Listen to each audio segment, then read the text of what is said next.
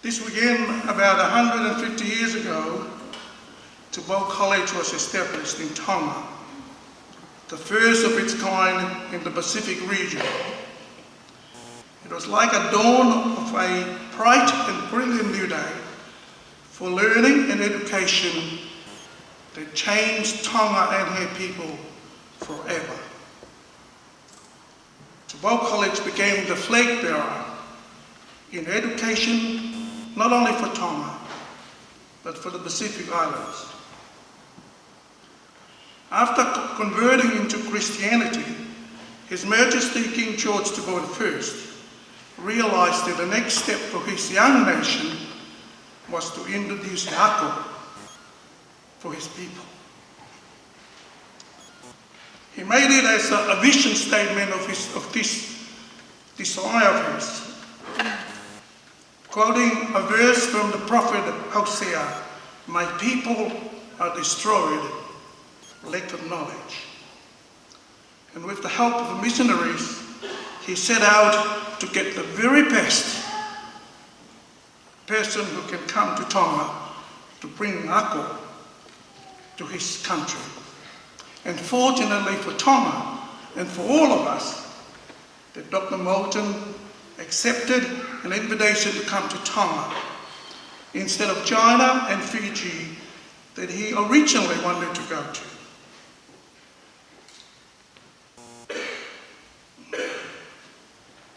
As they say, for education in Tonga, Tupou College and the rest of the Pacific, when he came and established Tupou College, and as it is today, the rest is history. Taking part in this service today, service of thanksgiving and celebration, we are privileged to be part of that history. We are also delighted that some of the people had a lot to do with Tupou College are available to be here with us today and to speak to us today. Some of them were past principals, others were from families who had a lot to do with Tupou College. I know the time is moving on, so I better not go on. I'll invite Clive Skewes to come up to the platform, please. Clive, as you notice in your order of service, watching, and Margaret were in Tonga 1968 to 1969 as principal of the college. Clive, was Tonga part of your ministry plan, or did it come to you as a surprise? Well, my wife Margaret was invited to Tonga before I was. We were engaged, and it's significant that you've chosen this day for your celebration because it's the day we announced our engagement 51 years ago. And during our engagement, Margaret was asked by her landlady if she would go to Tonga. She was told that Tonga needed her. And she said that she couldn't accept at that time because she was already engaged to a theological student, and she needed to know what his plans were before she made any decision. Well, about a year later, after we were married, an invitation came from George Harris, whom I had known as minister here at Canterbury over 7 years, inviting me to come to Tonga along with Jeff Cummins and Justin Gooderham. And because I had offered for the ministry in 1959 with the intention of becoming a missionary, Tonga just seemed to fit into the profile of what I felt God was calling me to, and so I came. That's the small version.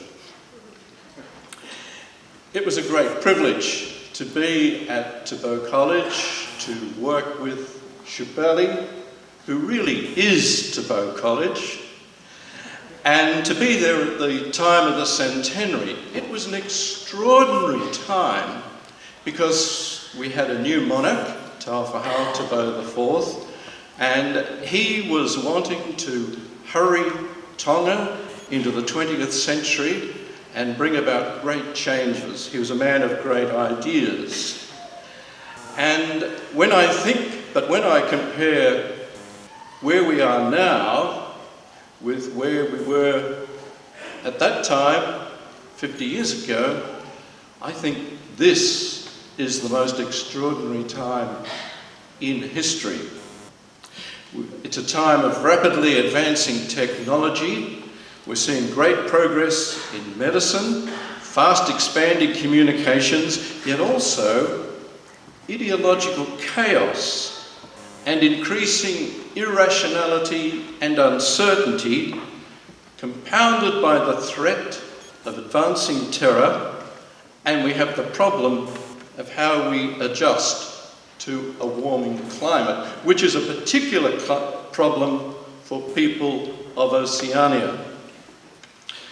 There's a realization, a wide realization, that the world is all wrong, that it needs straightening out. We had no such view 50 years ago. We could see things improving. But today, we're like lost sailors in the middle of the Pacific who find they've been taking their compass bearings not from a rock, but from a voyaging whale. A number of fixed points by which Western societies have been navigating have suddenly disappeared. And our present crisis is just one sharp point of the crisis the Western world has faced for some time. We have deregulated currencies and public utilities, but also morality, the family, and any remaining rules of war, bringing an unprecedented refugee crisis on much of the world. We're like those cartoon characters in a tree who are sitting on the very branch they are soaring through, and only when they realise what they've done do they actually fall. Our whole world has been living on borrowed time, borrowed money, and borrowed moral capital. And now it's giving out this great cry, who will rescue us? Who will straighten things out? Find a way through. It's a cry for wisdom. And as we give thanks today for the past and remember our history, I trust we have a concern for the future. To see today's young adults grow wise, get insight, to find their own way in such a world, and please God, give leadership within it. But the difficulty is we ourselves face some stark questions about our priorities, our compass bearings, our capacity to lead in troubled times. And there's nowhere to go. So where's the solid ground beneath our feet? Which route should we take through unpredictable seas? What sort of people should we be in these extraordinary times? What do we need, and what will the next generation need to see us through? Well, it was also an extraordinary time for Tonga that saw the founding of Tupou College in 1866. George Tupou had only recently seen the overcoming of tribal conflicts, the establishment of new social order, the centralising of leadership, the freeing of the Tongans from serfdom. And as yet, there was no constitution, no parliament, and technology and European civilization were beginning to impact on Tonga. So there was an external challenge of possible colonisation and the threat of Tongan land being sold to foreigners. And that's when Tupou appealed to the British Wesleyans for an educator, and quoting that verse so well known in Tonga, "My people perish for lack of knowledge, lack of insight, lack of wisdom." A happy choice, because to the questions of his time, the Bible had this massive, obvious answer: wisdom. And his appeal was answered in spades with the sending of Egan Moulton, whose own wisdom would be tried through 40 stormy years, Moulton had grit. And those years saw the establishment of Tupou College and Queen Saloti College and secondary education, the Tongan hymn book, and Moulton's crowning achievement, the Tongan Bible. An extraordinary book because he was so familiar with the Tongan language that the Tongans were able to hear God speak in Tongan. Tupou had sensed extraordinary times demand extraordinary wisdom, because God's wisdom has created and designed the world, and we are part of his creation, and we bear his image, and God is wisdom. Something of that wisdom is available to all human beings. Unfortunately, we use our wisdom to deny God and avoid following his wise ways. So much of our natural wisdom is folly, which is where the world is today. So we need extraordinary wisdom. Another wisdom text, Job 28, calls us to rediscover wisdom in the middle of the times in which we live. And when you hear those words, you realise the Bible is as up to date as tomorrow morning's newspaper. Job denounces those who think they can make their financial systems last forever. He says, though they heap up silver like dust, though they build their houses like nests, they may go to bed with wealth, they will do so no more. Terrors overtake them like a flood. In the night, a whirlwind carries them off. Sounds like last Tuesday on the stock exchange. You can, in that context, our context, Job asks, where shall wisdom be found? The most urgent question today. You can trawl the seas for pearls and coral. You can force the earth to yield up gold or oil. You can buy crystals and jewels with money, but you can't get wisdom that way. In fact, if you focus on gold and oil and pearls and crystal and money, you're guaranteed not to get wisdom. In many societies, and this was true of Tonga, Christianity allowed us to live in two worlds. One was the world of the lotu, where we could be faithful and moral, but largely in private. The other was the everyday world, where we went to work to build the Tower of Babel, or worse, floated on the stock market and waged bets on when it would fall down. And we are paying a long overdue price for that arrogance, for thinking we could run the world as if God didn't exist. But out ahead of us, waiting for us, as it was for Tupou and for Tonga in the 1860s, is still the larger vision of a way of life, a way of wisdom lived under God and wisely within the world, a way which sees the Creator God and his loving justice towering over us and saying, don't you realise I love you too much to let you go on forever blundering around with your crazy schemes. God's wisdom reveals a loving justice. His love is poles apart from sentimentality and mere emotionalism, and his justice is poles apart from the malevolence people imagine when they want to rubbish God. The proper response to the God of heaven, the God of Scripture, the true God who made us and designed the created order so that all things hold together and can be explored rationally, mathematically and scientifically, is what Job calls the fear of the Lord. And when I was in Tonga and visiting middle schools and primary schools, I think on every blackboard, whether it was in Vava'u or Hapai or Tonga or Ewa, there would be these words: the fear of the Lord is the beginning of wisdom. To fear the Lord is to have a right reverence for God and to pour contempt on our idols and our sin. Godly fear realises God's not mocking. When he says to us, the game's up, let's stop pretending. Let's think through what it is to be human, to live in one world, what it means to live in the realisation that actions have consequences.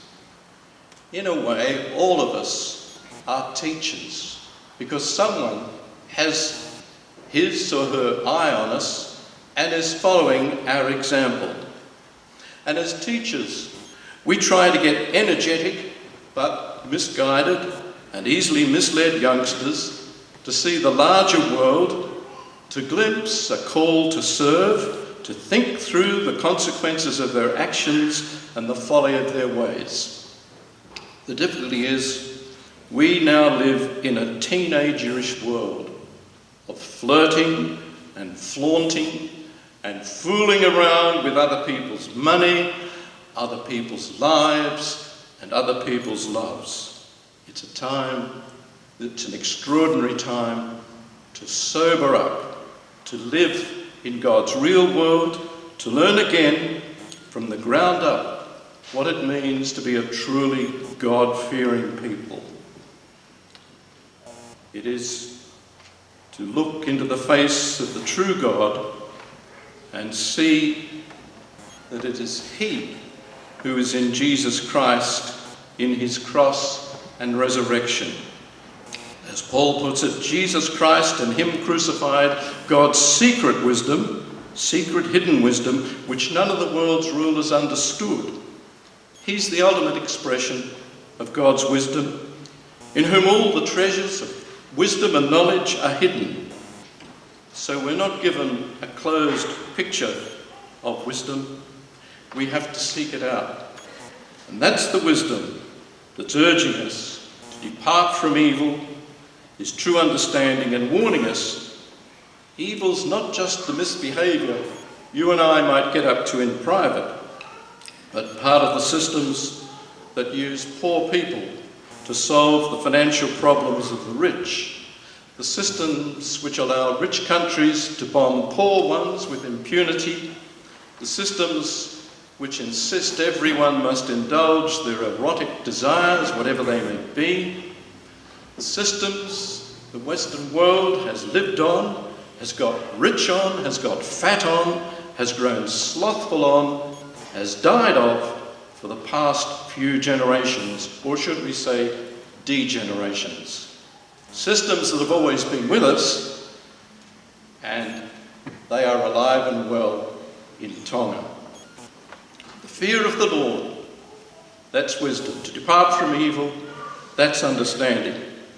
And our task is to so understand that message that we truly model it and teach it, not as an ideal for the high-minded, which they might like to accept, a sort of moral high distinction on top of the usual curriculum, but the foundation course, failure in which means failure in the whole syllabus.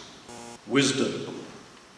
This coming generation are going to need to think hard, to think through where the world is going and what they need to do in it.